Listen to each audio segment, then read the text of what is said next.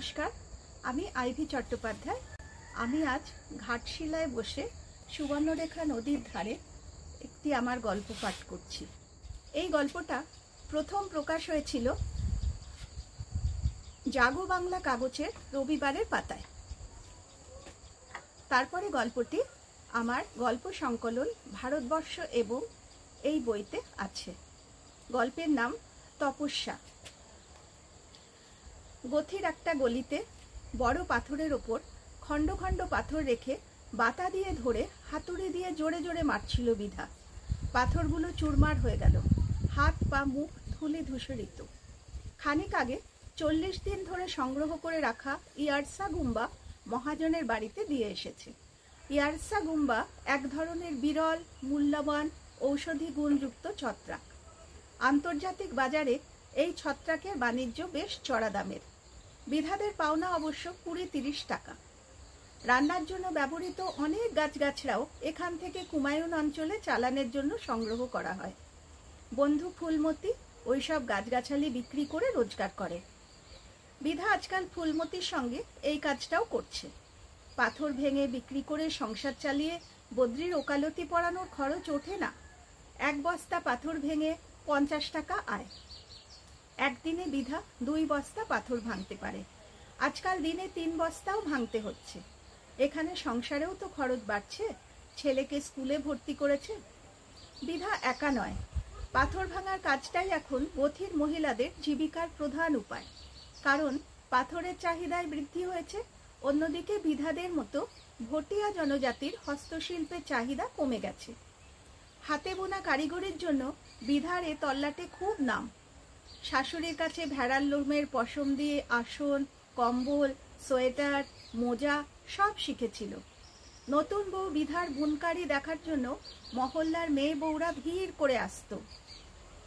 শাশুড়ি মা বাটুলি দেবী তাঁত বোনার কাজটা করতে সবচেয়ে বেশি ভালোবাসতেন। ছেলে বদ্রিকে হাত ধরে শিখিয়েছিলেন। বিধাও শিখেছিল, তবে বিধার বেশি টান ছিল বুনকারির কাজে।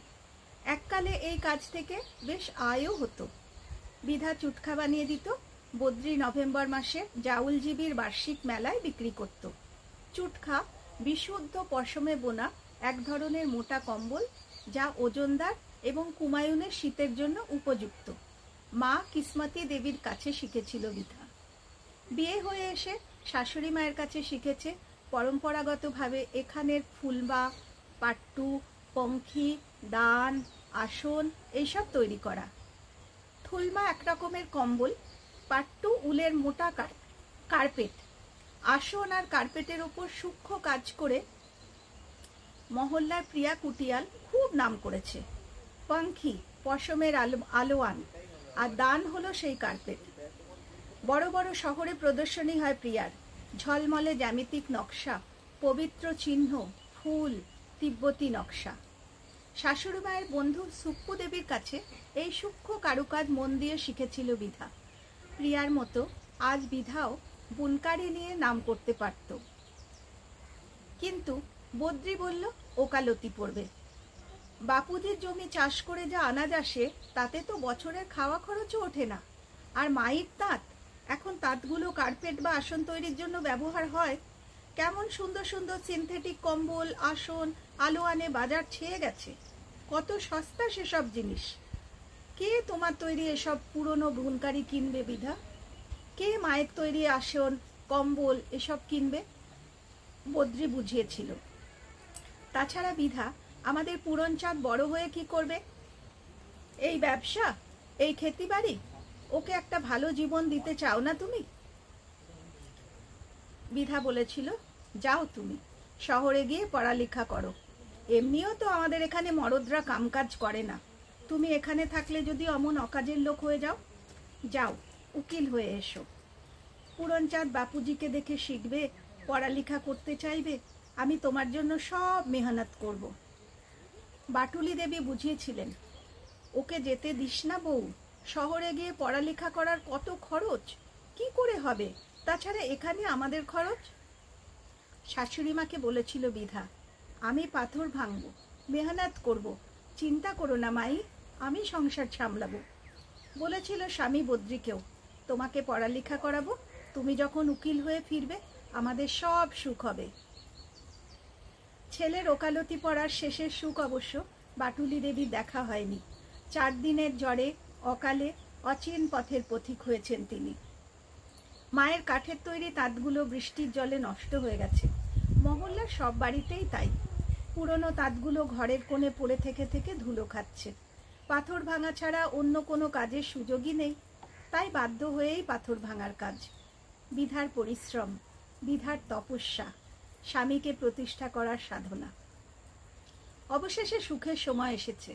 বদ্রি ফিরবে যে কোনো দিন। ফোনে কথা বলেছে গত সপ্তাহে, আমার ওকালতি পড়া শেষ হয়েছে, ভালো পাশ করেছি।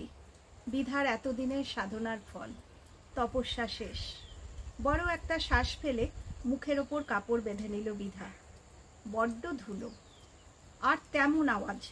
এত শব্দ আর ধুলোবালুর মধ্যে আজকাল কাজ করতে বড্ড কষ্ট।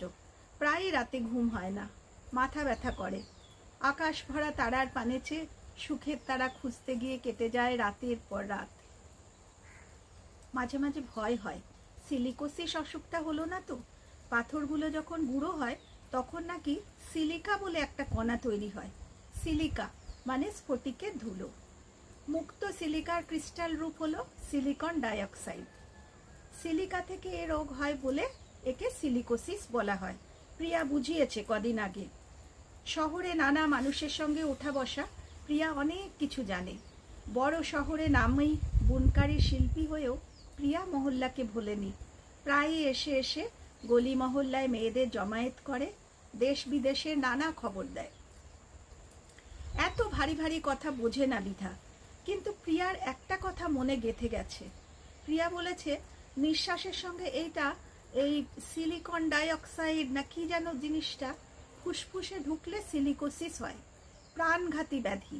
নানা জায়গায় পাথর শ্রমিকরা নাকি এই রোগে ভুগছে।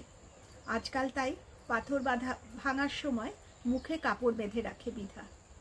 তপস্যার পথ তো দুর্গম হবেই। জয়ের প্রসন্ন মুখ দেখার কাজ তো সহজ কাজ নয়। সব আঘাতকে গ্রহণ করে সমস্ত অভাবকে পরিপূর্ণ করে দেখতে চাওয়ার নামই তপস্যা। তবে আর দেরি নেই। এত বছরের চোখের জল জমেছে বুকের মধ্যে, সেই নির্মল হ্রদের ওপর অপরূপ শতদল ফুটে উঠেছে গোপনে। বদ্রি ফিরে এলেই এই পাথর ভাঙার কাজটা ছেড়ে দেবে। উকিলবাবু নিশ্চয় স্ত্রী পুত্রকে নিয়ে শহরেই ফিরবে। ভাবনাটা আসতেই পলকের দুপুরের ভরা রোদ্দুরে বুকের মধ্যে মেঘের ছায়া। আনমনেই হেসে ফেলল। সামনের রাস্তা ধরে পুরনচাঁদ স্কুল থেকে ফিরবে কিছুক্ষণের মধ্যেই। তারপর ছেলের হাত ধরে ঘরে ফিরবে বিধা। এই বিধা, দেখ দেখ কত বড় একটা গাড়ি আসছে। স্কুল ফেরত ছেলেদের দলটাও দাঁড়িয়ে পড়েছে। এত বড় আর সুন্দর গাড়ি গতির রাস্তায়। ছেলেদের দলের মধ্যে থেকে ছুটে এসেছে পুরনচাঁদ। মাই মাই, বাবুজি এসেছে। তাই তো গাড়ি থেকে নামছে বদ্রি। কাজ ছেড়ে উঠে বদ্রির দিকে দৌড় দিল বিধা। মেয়েরা খিলখিল করে হাসতে লাগলো। বাউরি পাগলি, মেয়েটা এতদিন পর মরদকে দেখে দিওয়ানি হয়ে গেছে দেখ। সত্যি পাগল পাগল লাগছে বিধার। কি সুন্দর হয়েছে বদ্রি, পড়ালেখা শিখে সত্যি সত্যি পুরুষ হয়ে এসেছে। বিজার একান্ত নিজের প্রিয় পুরুষ। চাপকান ছাড়া পোশাক পরতো না, এখন কেমন শার্ট প্যান্ট পরেছে। উকিলের কালো কোট পরে এলে আরো ভালো হতো। গাড়ির দরজায় হাত রেখে দাঁড়িয়ে আছে বদ্রি। বিধাকে দেখেও এগিয়ে আসছে না কেন? হঠাৎ থমকে দাঁড়ালো বিধা। গাড়ির দরজা খুলে হাত ধরে কাউকে নামিয়ে আনছে বদ্রি। রামধনু রঙের কামিজ, টকটকে লাল লম্বা স্কার্ট, চড়া রোদ্দুরের মধ্যে উজ্জ্বল রং চোখে লাগছে খুব। ঠোঁটেও লাল রং, চোখে কালো চশমা। বিধাকে দেখে এগিয়ে এলো না মহিলা। ই আওরাত, কে এই মহিলা? আওরাত বলে না বিজা, ম্যাডাম বলো। ও আমার বন্ধু, আমার সঙ্গেই ওকালতি পাশ করেছে, এখানে বেড়াতে এসেছে, আর আমার সঙ্গেই ফিরে যাবে কাল। ফিরে যাবে কাল? বদ্রির কথাটাই পুনরাবৃত্তি করল বিধা। যেতে হবে, এখন আসার কথা ছিল না। আমার এই বন্ধুটি গতি দেখতে চাইলো, তাই এলাম। মিষ্টি হেসে বান্ধবীর দিকে চাইল বদ্রি। কাল চলে যাবে? আর কথা খুঁজে পেল না বিধা। অনেক কাজ, পাশ করলাম, এখন কাজ করতে হবে না? এই যে আমার বন্ধু, ওর বাবা ওখানে খুব বড় উকিল, থাকবো ওখানে, বাবুজির কাছে জুনিয়র হিসেবে কাজ শিখবো। তাই তো, কাজ করবে, তবে তো বিধাকে আর পুরনচাঁদকে শহরে নিয়ে যেতে পারবে বদ্রি। কিন্তু আর কি বললো জানো? ওখানে থাকবো? ওখানে মানে কোথায়? এই ম্যাডামের বাড়িতে? আর বাবুজি? ম্যাডামের বাবাকে বুঝি বাবুজি বলে ডাকে বদ্রি? আর যে বদ্রিকে বাবুজি ডাকে তার কথা একবারও জিজ্ঞেস করলো না? পুরনচাঁদকে দেখতেও চাইলো না? আর আমরা, আমাদের শহরে নিয়ে যাবে না? গলায় জোর নেই, ফিসফিস করে বলল বিধা, যেন দৌড়ে আসতে গিয়ে সবটা শক্তি শেষ হয়ে গেছে। তুমি শহরের জীবনে মানিয়ে রাখতে পারবে না বিধা। খুব খুব কঠিন লড়াই, তালমেল রাখা সবাই পারে না। আমি তো আবার আসবো, আমি যাওয়া আসা করব।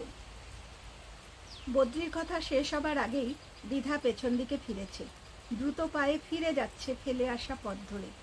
কি হলো বিধা, কোথায় যাচ্ছ? বদ্রি জোরে ডেকে উঠল। দূরে দাঁড়িয়ে থাকা পুরনচাঁদের দিকে তাকিয়ে স্পষ্ট উচ্চারণ করলো বিধা, আরো একজন পুরুষকে পড়ালেখা শেখানো বাকি আছে, তাই যেতে হবে আমায়। আহা বিধা, বিধার মতো মেয়েদের ভাগ্যে শুধুই পাথর ভাঙার কাজ, অন্তহীন তপস্যা। নমস্কার।